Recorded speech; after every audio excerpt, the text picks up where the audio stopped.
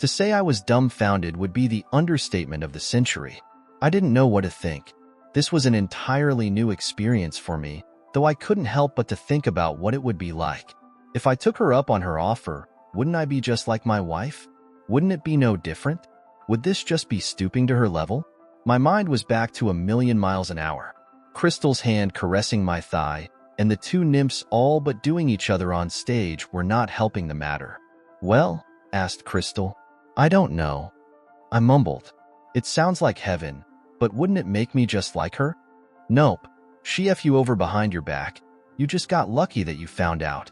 Your marriage is over, you're hurting, and your mind won't shut off to give you any peace.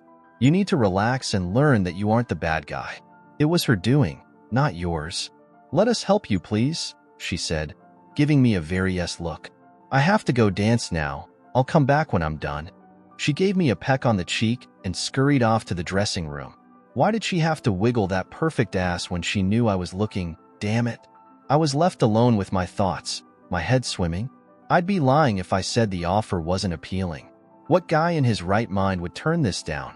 3 gorgeous young ladies offering for pleasure. Crystal was a looker and Brittany and Kayla were damn near perfect too. Just the thought of it had me as a rock. I still wasn't sure if it would be a good idea.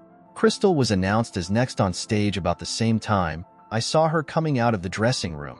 She had changed into an outfit that looked something like a belly dancing costume, if one could be made with only a few square inches of fabric.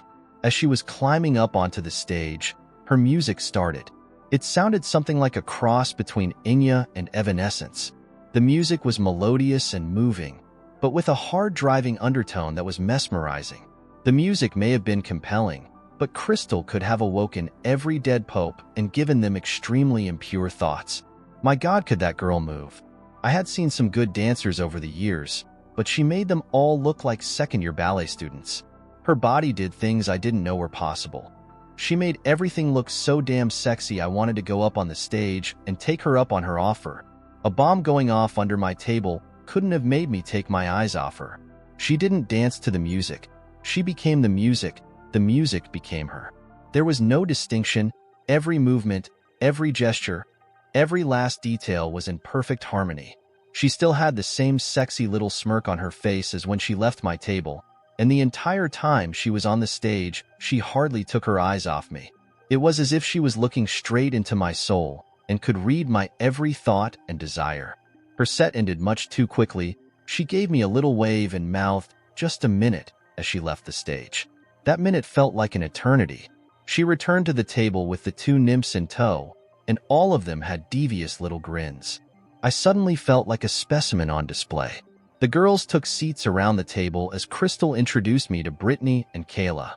We exchanged greetings. Well, I managed to mumble something that didn't entirely embarrass myself. "If you're enjoying my content, consider joining my Patreon community. By becoming a patron, you'll get access to full parts of my videos much earlier than everyone else.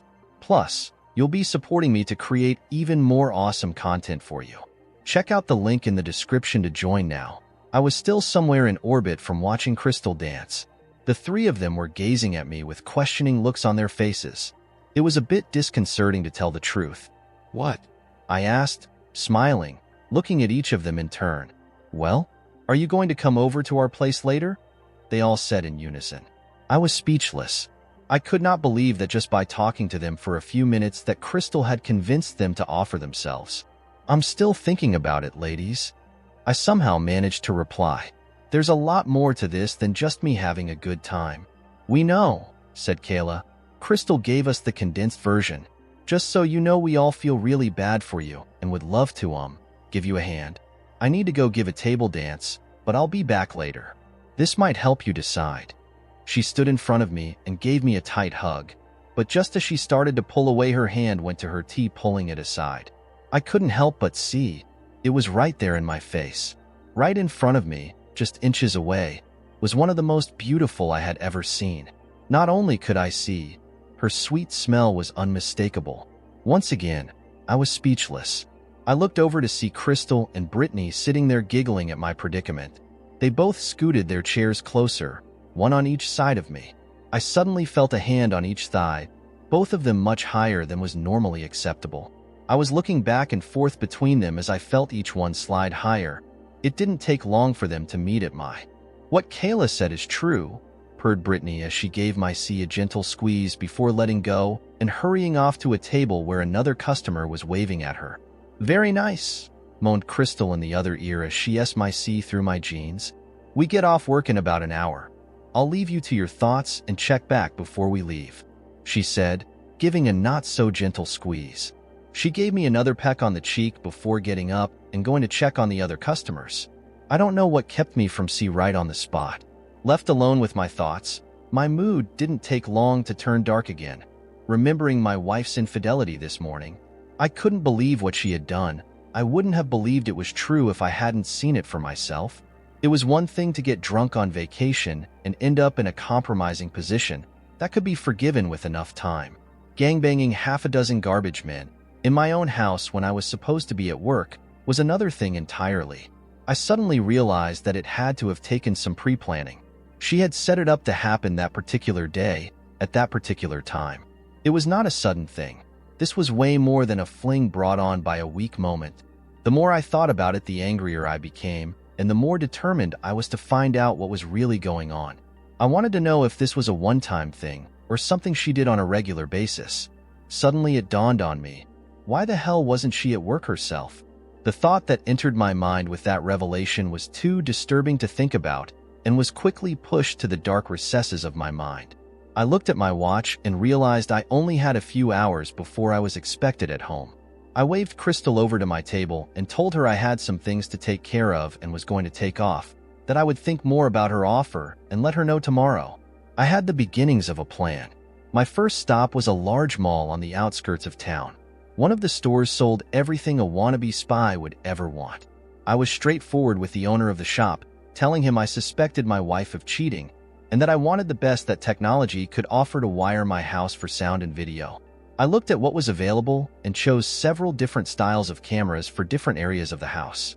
I purchased enough equipment to give full coverage in every room she could possibly have a tryst in, as well as spares, wiring, transmitters, receivers, and digital recording equipment. I walked out several $1,000s poorer. I sat in the parking lot of the mall and read the instruction manuals, discovering that I could set the system up and control it all with a computer. The advantage to this was that I could use the computer as a secure server to access and control the entire system from anywhere with an internet connection. Something like that anyway. I'm definitely not a techno geek. Back into the mall I went, in search of a good computer store.